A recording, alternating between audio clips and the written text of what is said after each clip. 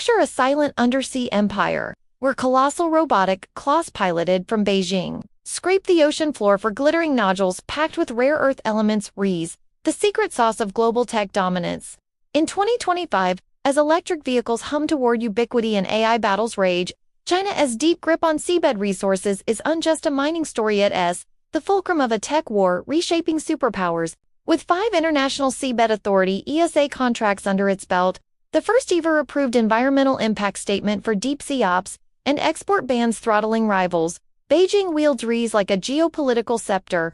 These 17 elusive metals, neodymium for EV magnets, dysprosium for wind turbines, yttrium for fighter jets, aren't just commodities, they're the trillion-dollar keys to clean energy, defense, and digital empires. Yet, as the U.S. scrambles with executive orders and Pacific Pacts, the question looms: can the West break China's seabed stranglehold, or will the dragon's claws tighten, dictating the tech wars for decades? Dive into the abyss with us. China's seabed ambitions. From explorer to extractor, China's foray into deep-sea mining reads like a masterclass in strategic patience. Since joining the UN Convention on the Law of the Sea (UNCLOS) in 1996, Beijing has methodically built a fleet of submersibles and research vessels, blurring lines between science and commerce. By 2025, China Ocean Mineral Resources R&D Association, COMRA, holds the lion's share of ISA exploration contracts, 5 in total, spanning polymetallic nodules in the Clarion-Clipperton Zone, CCZ, sulfides near hydrothermal vents, and cobalt-rich crusts on seamounts. The breakthrough came in May 2025. The ISA greenlit China Minmetal's first domestic environmental impact statement (ISE) for contract area A5 in the CCZ, a milestone no other nation has matched. This paves the way for commercial extraction of nodules teeming with manganese, nickel, cobalt, and, crucially, traces of REEs like lanthanum and cerium. Beijing's playbook: seed investments in tech. $1.2 billion poured into robotic harvesters and AI-driven nodule collectors since 2020. Per state media, partnerships amplify the grip. February SMO with the Cook Islands for joint research on seabed minerals is altruism. It's a foothold in the Pacific, countering U.S. influence. Critics decry this as research theater, where Dulio's vessels scout for military edge while eyeing profits. Yet, with over 20 ISA contractors globally, China's 5 give it veto-like sway in regulatory talks, stalling rivals amid stalled 2025 negotiations. As one analyst notes, Beijing plants seeds for operations in a meticulously planned economic and geopolitical strategy. The seabed isn't just resources, it's leverage, REEs in the abyss, the deep-sea jackpot. Beneath the waves lie polymetallic nodulous potato-sized rocks, littering abyssal plains that harbor not just battery metals, like cobalt and nickel, but vital REEs essential for tech's beating heart. These nodules, formed over millions of years, contain up to 0.1 to 0.5% REE oxides, including neodymium for EV motors, dysprosium for hit-resistant magnets, and europium for LED screens.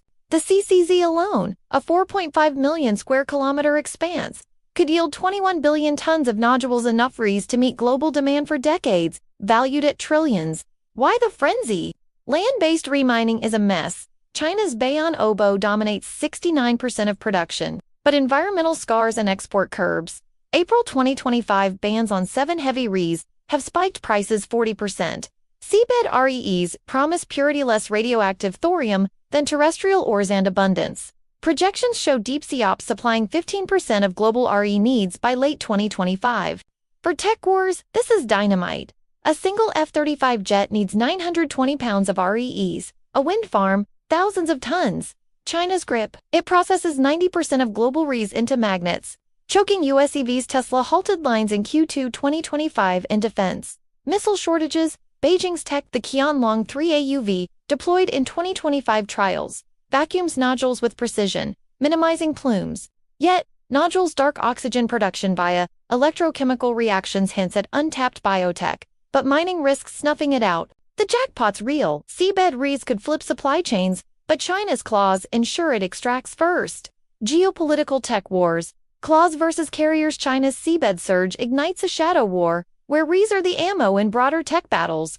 The U.S. non-signatory to UNCLOS bypassed ESA with April's executive order unleashing offshore mining in its EEZ, targeting nodules off California.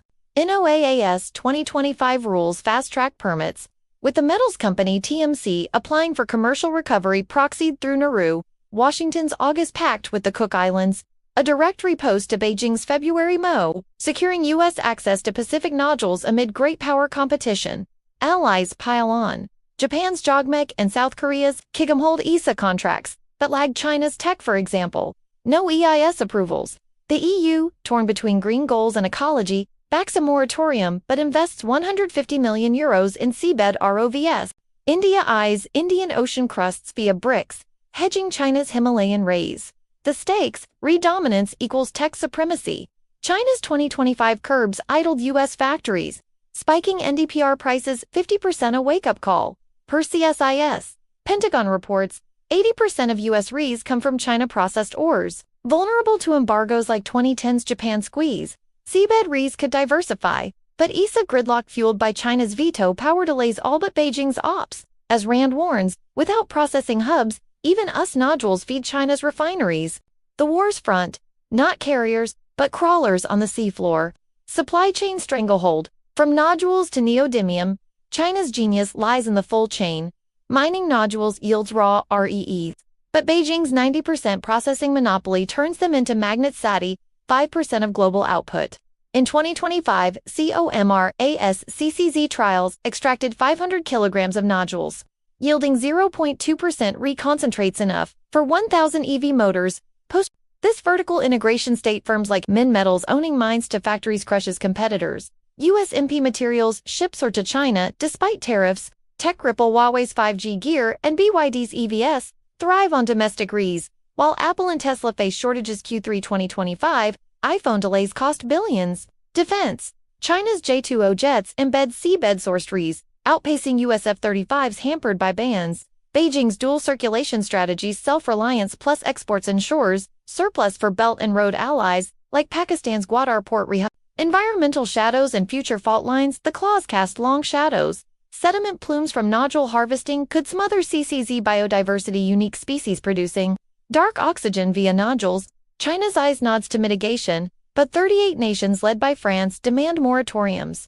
Fearing carbon release from disturbed sediments, Greenpeace's 2025 probe camera trials stirred plumes persisting 100 kilometers, threatening food webs. Future, by 2030, Seabed REEs could hit 20% of supply if ISA regs finalize in 2026. China first mover, US alliances, Alka Seabed Tech, challenge, but Beijing's $10 billion ocean fund ensures lead alternatives recycling, asteroid mining languish, the fault line, tech progress versus planetary peril, with China's grip tilting toward the former, ending clause that could claw back China as deep grip on seabed. REE is Intmere mining it as the Dragon S talons in the tech war's throat, squeezing supply chains and superpowers alike. From ESA dominance to nodules fueling magnets, Beijing's 2025 maneuvers cement a monopoly that could lock the West out of EVs, AI, and arms races. Yet, as U.S. pacts and moratoriums mount, cracks form. Will collaborative governance prevail, or will the abyss swallow rivals?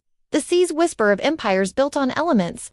If this underwater power play grips you, like the thought, dive into the comments with your take, and subscribe to surface more secrets fueling global battles.